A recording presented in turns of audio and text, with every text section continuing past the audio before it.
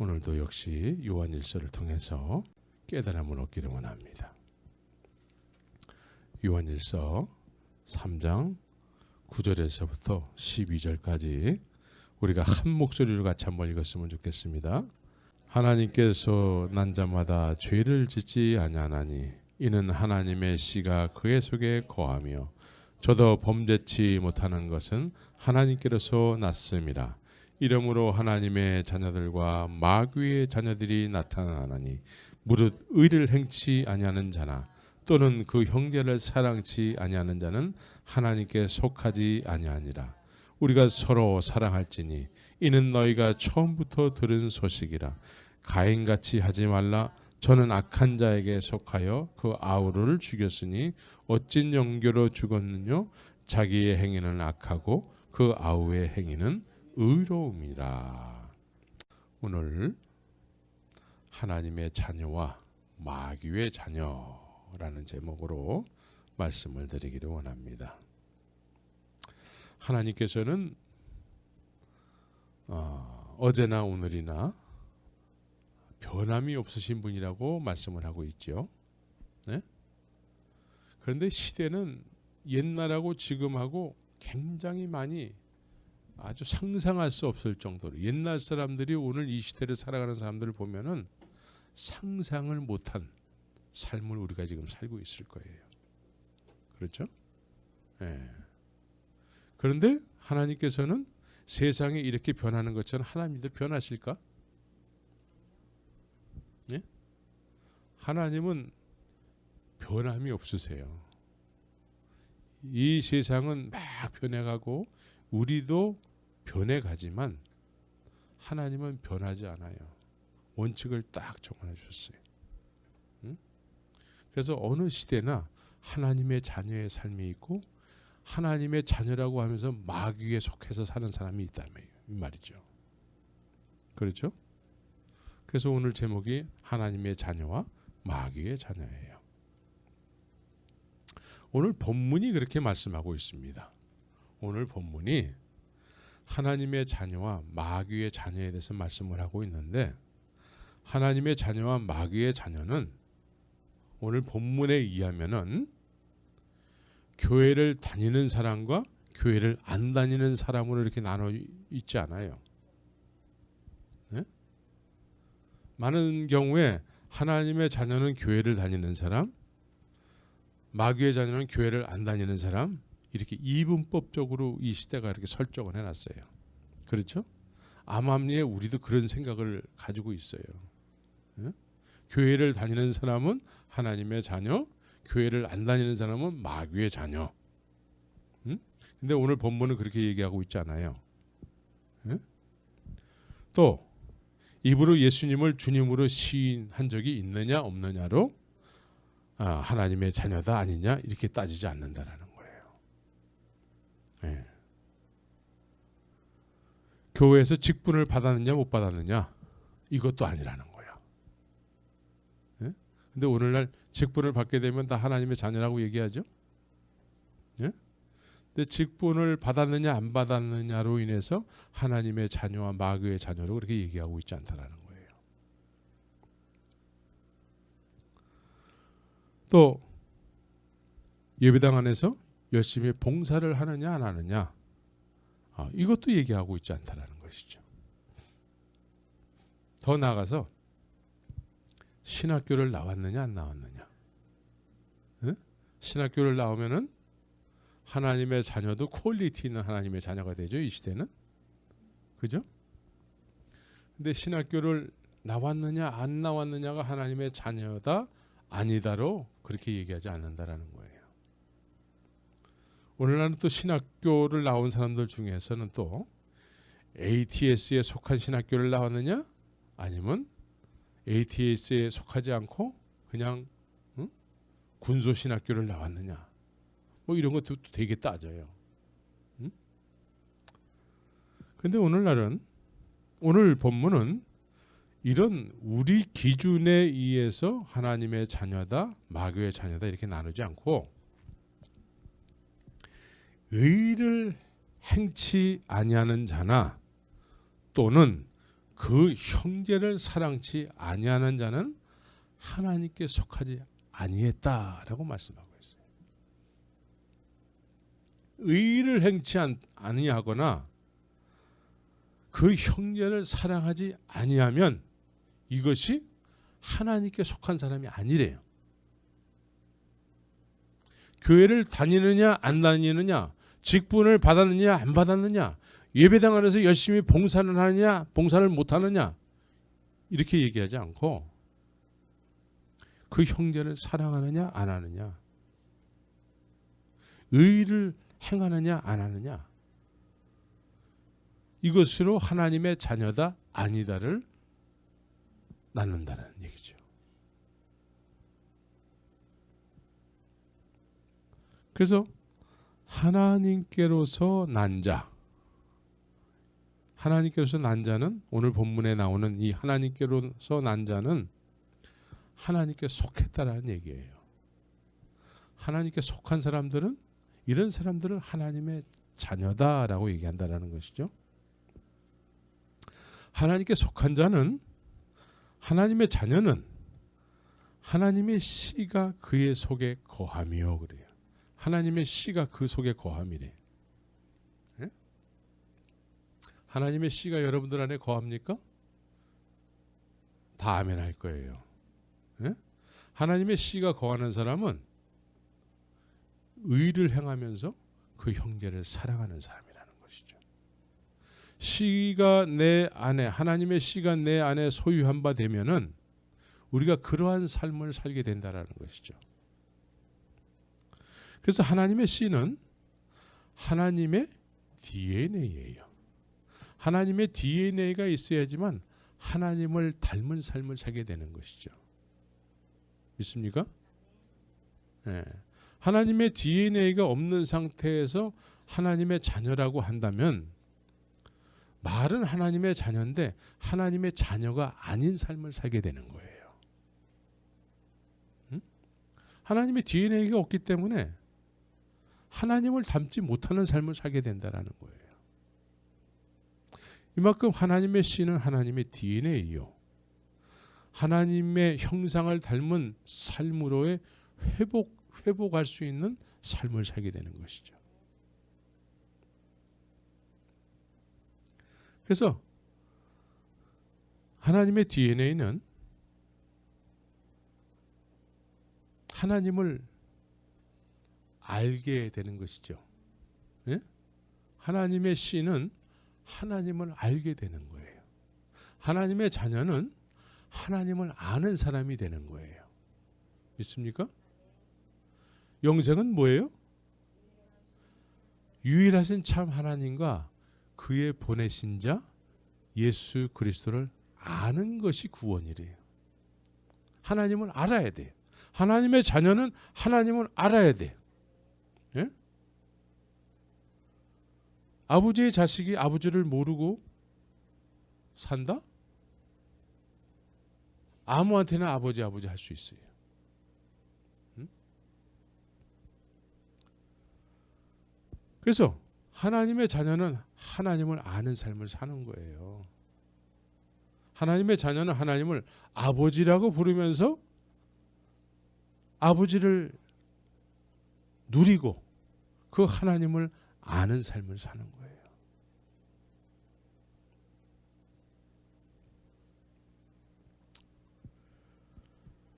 그래서 그리스도의 영에 의해서 그리스도를 알아야지, 그리스도의 영에 의하지 않고 그리스도를 안다고 한다면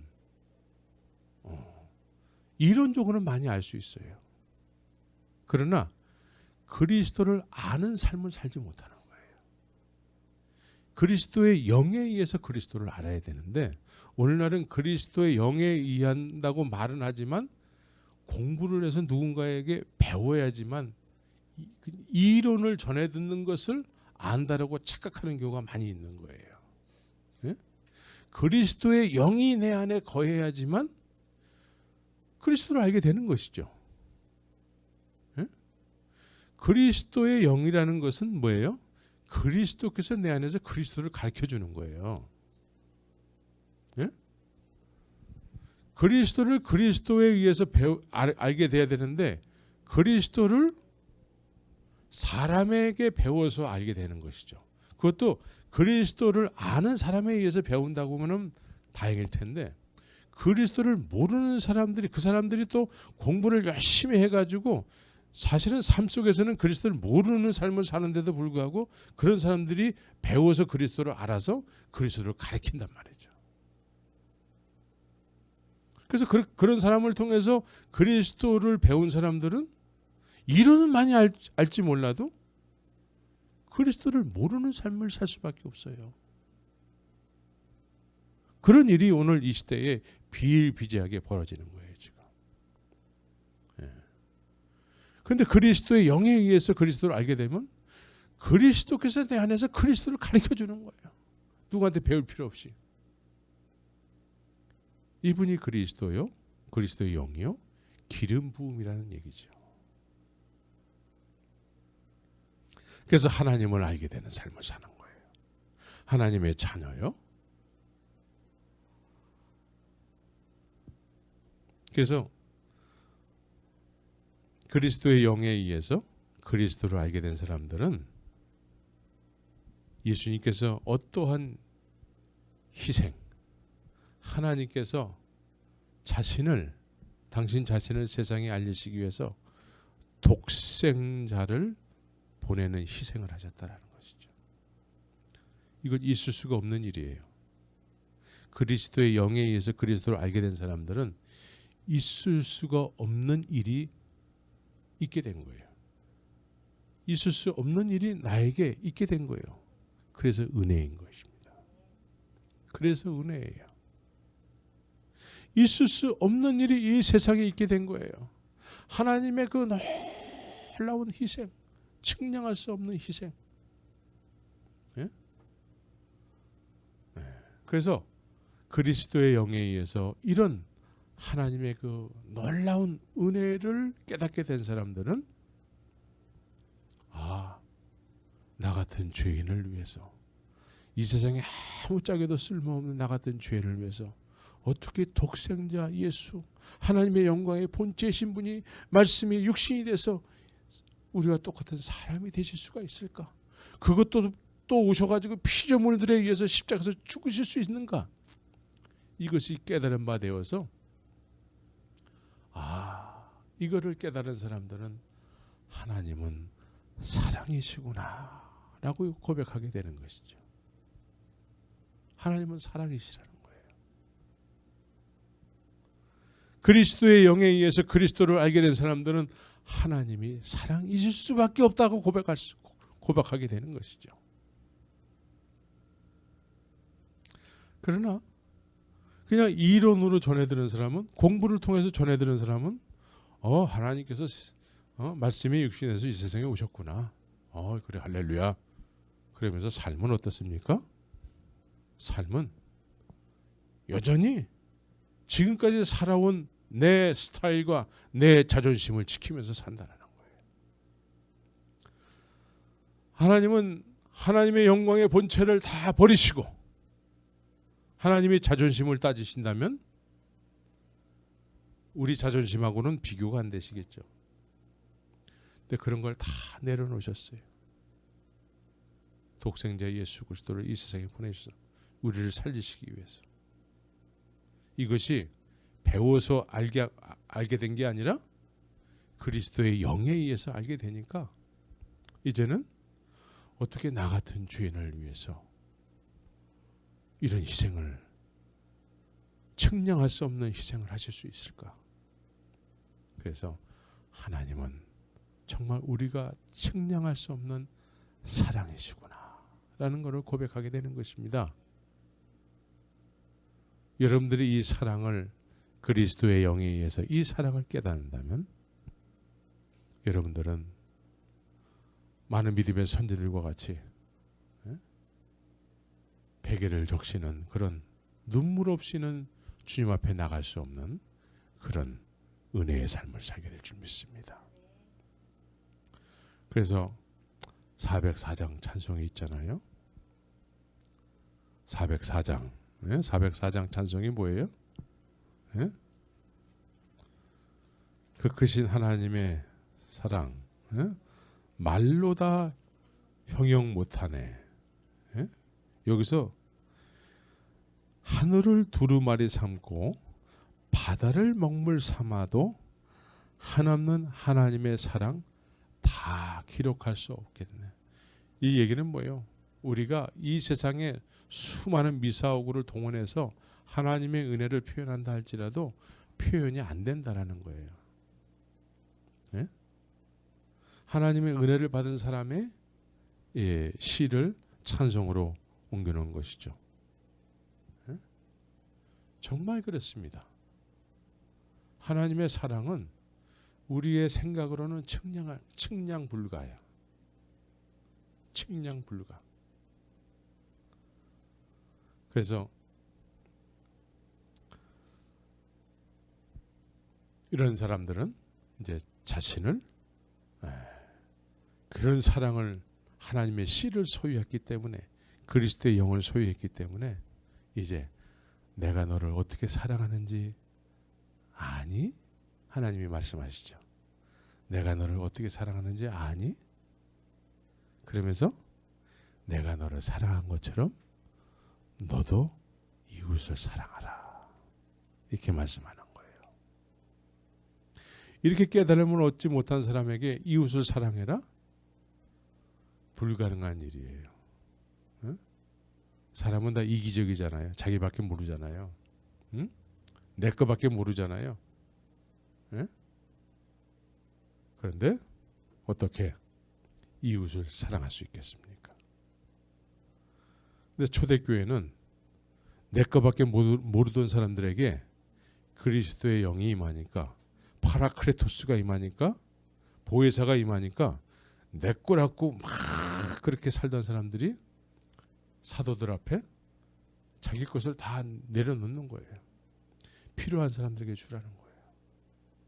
예수님께서 부자 관원에게 네가 가지고 있는 모든 재물을 필요한 사람들에게 나눠주고 너는 나를 쫓으라.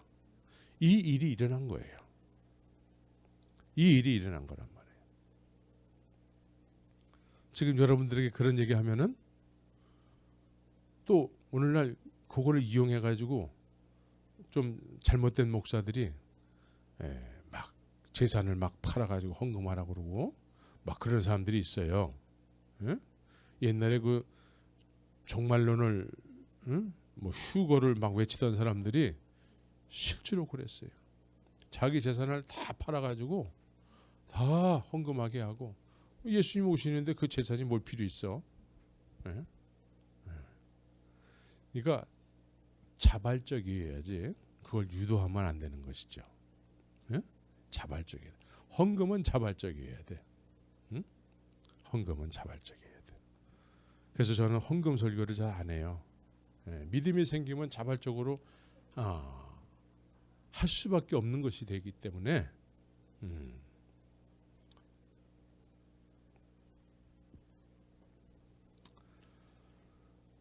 그래서 이렇게 그리스도의 영에 의해서 우리가 주님을 알고 또 주님이 또 나를 아는 사이가 되는 거예요.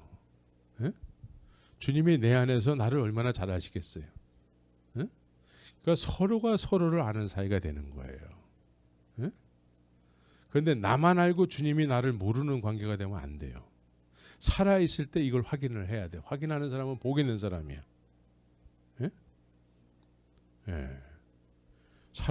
살아있을 때 나도 알고 주님도 나를 아는 이런 것을 아는 사람이면 참 복 있는 사람인데, 그렇지 못할 경우에 나는 하나님을 안다고 하는데 하나님이 나를 모른다라는 사실을 내가 살아있는 동안에 이것을 모르고 산다 그러면 이것처럼 비극이 없는 거예요. 성경에는 그런 얘기가 나오잖아요. 주여 주여 내가 왔습니다. 나 아시잖아요. 내가 귀신도 쫓아내고 선지자 노릇도 하고 다 했잖아요. 근데 주님 쪽에서는 난 네가 누군지 잘 모르겠다. 그렇죠? 우리가 살아있을 동안에 이것을 주님이 나를 모른다는 사실을 알게 되면은 우리는 정신 차려서 주님 앞에 적극적으로 나가게 될 것입니다. 그런데 살아있는 동안에 이 사실을 모르는 상태에서 주님 나를 정말 잘 알고 계실 거라고 착각 속에서 신앙생활하는 사람들, 이런 사람들이 정말 불쌍한 사람들이라는 거예요. 예. 오늘 두 번째로 이제 가인과 아벨의 제사에 대해서 이야기를 해요. 예? 예, 가인과 아벨. 오늘은 아벨은 나오지 않고 가인만 나와요. 가인은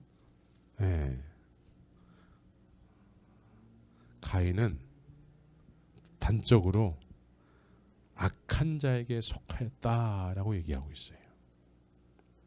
12절에 두 사람이 다 하나님 앞에 제사를 지냈어요. 그렇죠? 두 사람이 다 하나님 앞에 제사를 지냈어요. 그런데 하나님께서 받으시는 제사가 있고 안 받으시는 제사가 있다라는 거예요.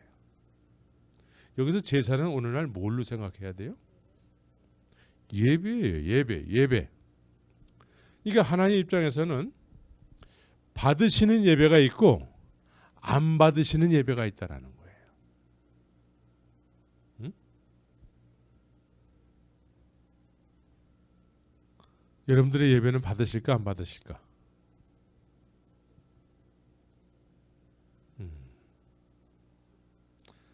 안 받으시는 예배는, 안 받으시는 예배를 드린 사람은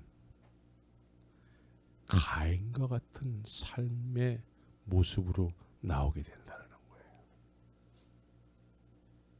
안 받으시는 예배는.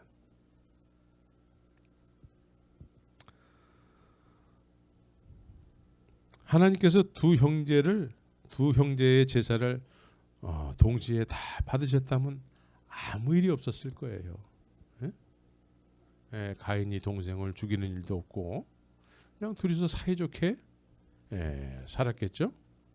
그런데 한 사람의 제사를 받고 한 사람의 제사를 안 받았다라는 거예요. 이때에 하나님께서 제사를 어떻게 받으셨는지 성경에 분명하게 기록은 안 돼 있어요. 그러나 구약에는 하나님께서 이렇게 예배를, 제사를 받으실 때에 불이 내려와서 받으셨어요. 불이 내려와서. 불. 예? 그런데 아벨의 제사를 하나님이 받으셨는데 가인이 왜 내 제사는 안 받는 거예요 하면서 그 아벨의 제사를 받으신 하나님 앞에 아벨을 굉장히 시기하고 질투하게 됐다는 거예요. 응? 그러니까 본인이 내 예배를 안 받으셨으면은 회개해가지고 다음부터 잘하겠습니다. 이거 회개해야 될 텐데 회개하지 않고 그 아벨을 미워하기 시작해서 아벨을 죽여버렸다는 거예요. 그런데 이유도 없이 그냥 막 죽이지 않고, 오늘 본문에는 나와 있지 않지만 창세기에 보면은 이런 얘기가 있습니다. 들에 있을 때에, 그래요. 가인과 아벨이 들에 있을 때에 가인이 아벨을 때려 죽였대요. 들에 있을 때에. 그러면 왜 성경에는 기록이 안 돼 있지만 왜 들에 있을 때에 가인이 아벨을 때려 죽였을까? 가인은 뭐 하는 사람이었어요? 농사 짓는 사람이었어요. 또 아벨은 뭐 하는 사람이었어요? 양치는 사람이었어요. 두 형제가 다 들판에서 생활하는 사람이에요. 들판에서 생활하는 사람들인데 양떼를 가지고 가인에게 왔을 수 있다라는 것이죠. 양떼를 가지고. 양떼가 이렇게 왔는데 양들이 뭘 먹을까요? 가인의 농사 짓는 그 농작물을 먹었을 수 있다라는 것이죠. 그죠? 그러니까 평상시에 좋지 않은 동생에 대해서 좋지 않은 감정을 가지고 있는데 동생의 양들이 와가지고 자기의 농작물들을 막 뜯어먹는단 말이에요.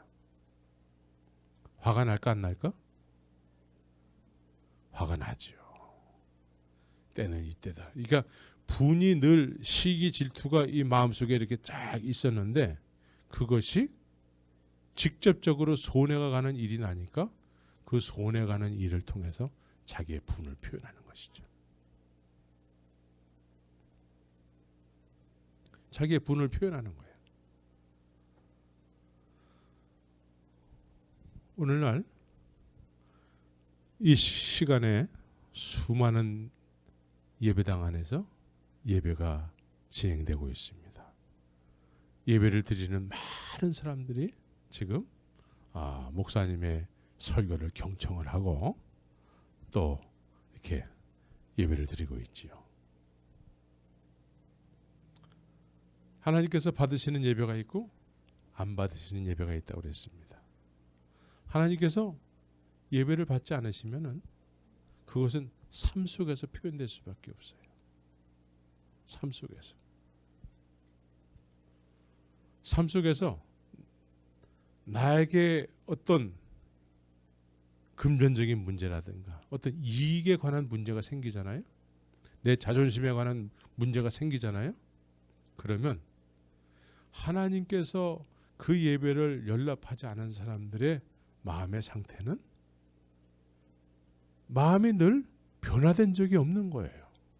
내 자존심, 내 삶의 스타일대로 삶 속에서는 그냥 표현해버리고 마는 것이죠.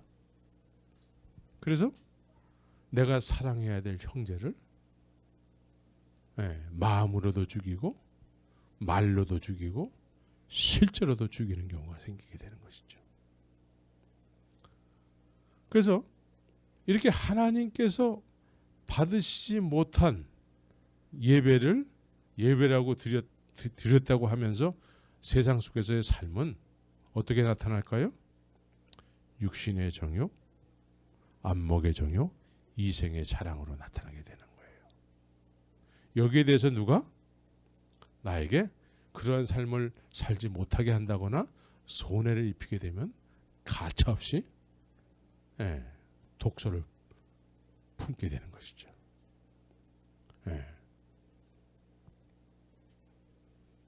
그래서 오늘 하나님의 자녀와 마귀의 자녀는 예배당을 다니느냐 안 다니느냐로 따지지 않는다라는 거예요.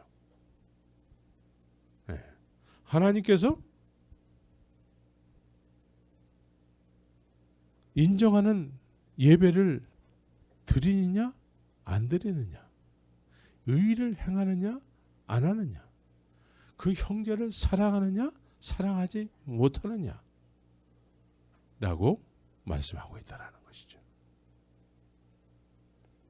여러분들이 하나님 앞에 하나님이 인정하는 예배를 드리기 위해서는 여러분들 마음속에 만약에 누군가에게 분을 품고 있다 그러면 가인처럼 아벨에게 분을 품고 있는 그런 마음으로 살아간다면 여러분들은 그거를 회개해야 돼요.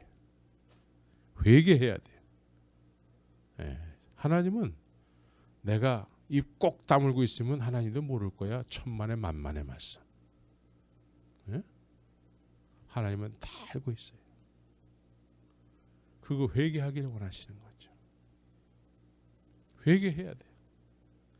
그래야지 내가 살 길이야. 내가 사는 길이야.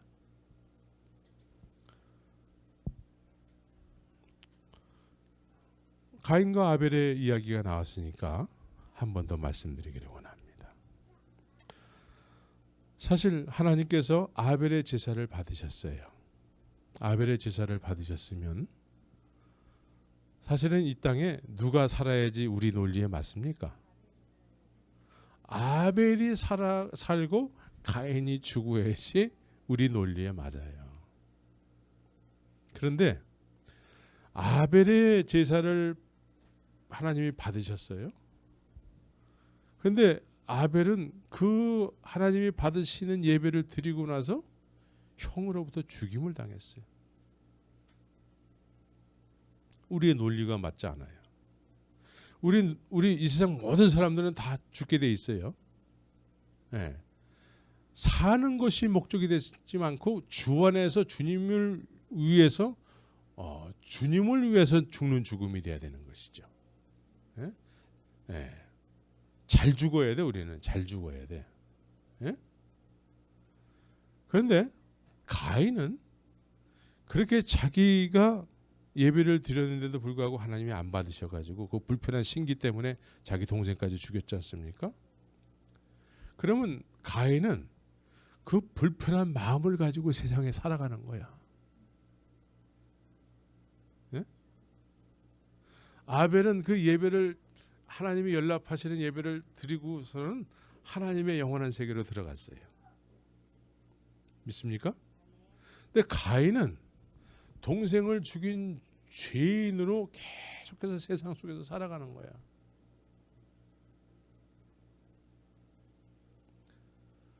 그래서 가인이 누가 자기를 죽이면 어떻게 되느냐 이거지. 예? 예. 주께서 오늘 이 지면에서 나를 쫓아내시온즉 내가 주의 낯을 배웁지 못하느니 내가 땅에서 피하여 유리하는 자가 될지라. 무릇 나를 만나는 자가 나를 죽이겠나이다. 응? 행한 대로 받는 거예요. 행한 대로 받는 거야. 예? 그래서 이렇게 죄인으로 세상을 살아가는 거예요. 죄인으로. 응? 아벨은 온전한 예배를 통해서 그 예배를 드리고 나서 하나님의 영원한 세계 속으로 들어갔지만 가인은 하루를 살더라도 그 죄악 가운데 죄인으로 누가 나를 또 자기가 아벨을 죽인 것처럼 나를 누가 죽이면 어떻게 되냐 이거지.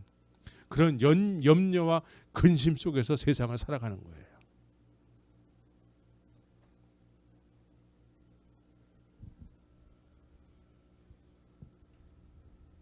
여러분들은 어떤 삶을 택하겠습니까? 그래서 가인은 마귀에게 속했었다라고 사도 요한이 이야기하는 것이죠. 그러면 자, 사도 요한은 가인과 아벨이 살아갈 때에 사도 요한은 없었어요. 없었어요. 우리도 없었고 사도 요한도 없었어요. 그런데 사도 요한은 하나님의 자녀요. 예배를 하나님이 연락하시는 예배를 드리는 삶을 산다고 했을 때에는 가인처럼 사람을 죽일 수가 없다라는 얘기예요. 예? 하나님이 연락하시는 예배를 드리는 사람은 하나님의 의를 행하는 사람이요, 그 형제를 사랑하는 사람이 된다라는 것이죠. 믿습니까? 가인처럼 마귀에게 속해서 그 동생을 죽이는 그런 우를 범하지 않는다라는 얘기예요. 그래서 그 형제를 사랑하지 않는 자는 마귀에게 속한 사람이라는 얘기예요. 단적으로 얘기해서. 이 얘기를 왜 할까요? 마귀에게 속했으니까 마귀에게 속한 대로 살아라, 이 얘기하는 걸까요? 이제 회개하라는 거예요. 이 말씀에 의해서 정말 하나님의 자녀이면은 하나님의 자녀답게 살라고 말씀하고 있는 것이죠. 응? 오늘날 많은 대형 교회라고 하는 곳에서 일어나는 일들을 보면은 가인이 동생을 죽이는 것 같은 그런 일들을 아주 비일비재하게 지금 요즘 그런 뉴스를 듣고 있죠. 그렇죠? 네. 대형 교회, 다들 아주 성가대도 그냥 막 성악가 출신들 뭐 그냥 전공한 사람들을 막 데려다가 월급을 주면서까지 사례비를 주면서까지 성가대를 막 거룩하게 꾸며놓은 그런 대형 교회, 이런 교회에서 정말 하나님이 연락하시는 예배를 드린다면은 그 예배당에 모이는 모든 성도들은 사랑으로 충만해지겠죠. 그렇죠? 그런데 어떤 목사는 자기 은행 구자에 돈 쌓는데 바쁘고 말이죠. 또 어떤 목사는 성도들이 많으니까 그 중에서 젊은 여자들을 건드리기도 하고, 예? 그리고 아내 때 또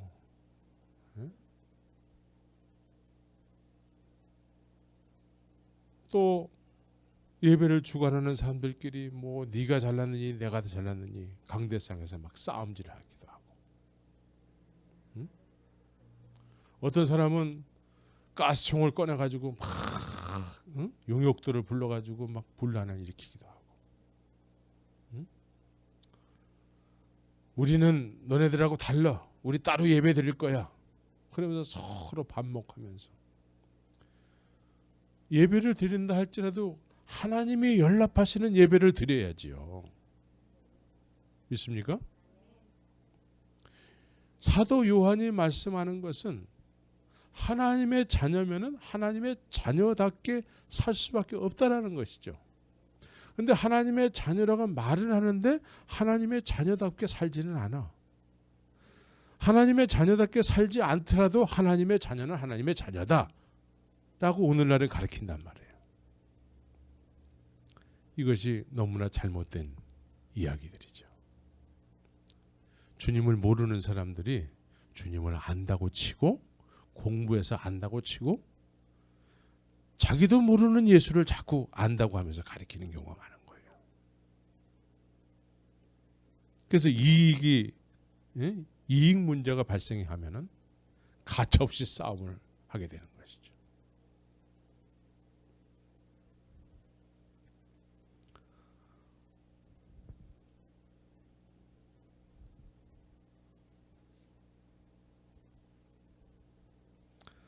우리는 예배를 드리더라도 신령과 진정으로 드리는 예배가 되어야 됩니다.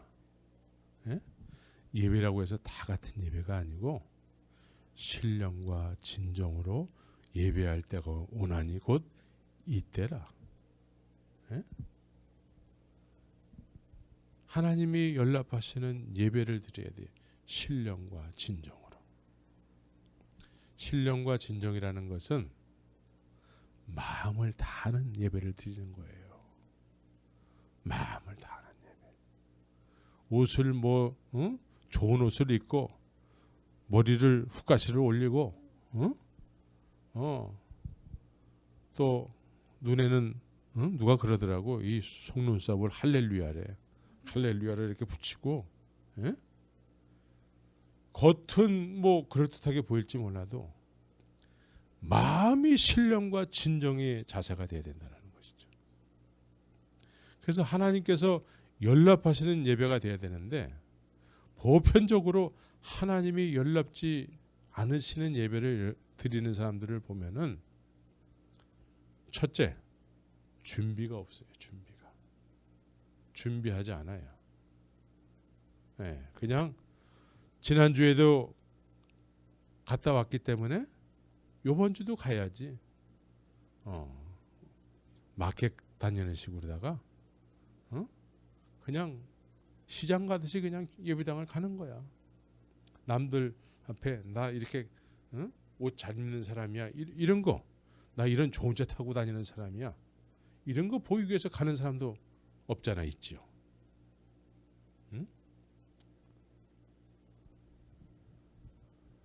우리는 우리의 마음을 주님 앞에 드리기 위해서 가야 되는데, 그러기 위해서는 준비가 돼야 되는 거예요. 준비.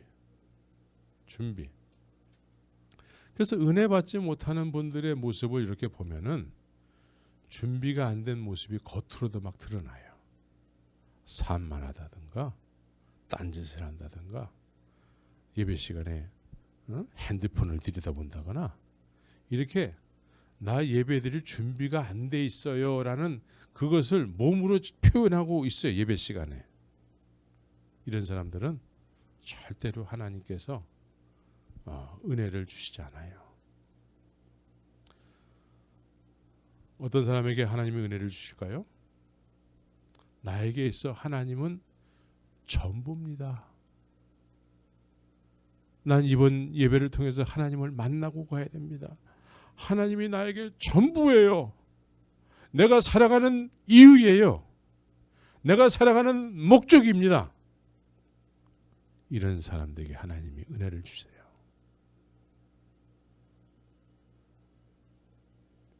그러기 위해서는 준비돼야 돼요. 준비. 예배가 삶의 가치관이 돼야 돼요. 삶의 가치관. 네, 오늘날 가치관 하면은 여러 가지가 있을 수 있잖아요. 네? 네. 그런데 하나님이 유일하게 나의 삶의 가치관입니다. 이렇게 고백하는 사람들. 이런 마음의 자세를 가지고 있는 사람들. 이런 사람들에게 하나님이 그 사람의 예배를 연락하는 것이죠. 사마리아 여인이 남편이 5이 있다고 그랬죠. 근데 다 만족을 주지 못했대. 첫 번째 남편을 만났을 때에는 처음에는 다 좋잖아요. 그렇죠? 남편을 처음 맞이하게 되면 어떤 여자든지 다 좋아해. 그러죠? 예. 근데 좀 살다 보면은 계속 좋을 수는 없어요. 그렇죠? 그래서 이 사마리아 여인은 바꿨어요. 그런데도 만족함이 없어요. 이 세상은 우리에게 만족함을 줄 수가 없어요. 우리의 영혼은 오직 생수, 생명의 물, 오직 하나님에 의해서 독생자 예수를 통해서만이 채워지게 돼 있어요.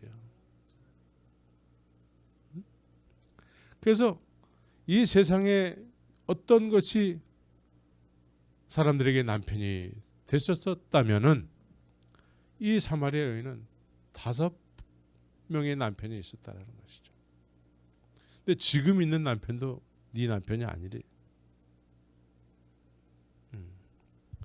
그러니까 이 사마리아 여인은 지금 하나님의 값없는 은혜를 사기 위해서 야곱의 운물가에 나왔다는 거예요. 그게 뭔지는 몰라.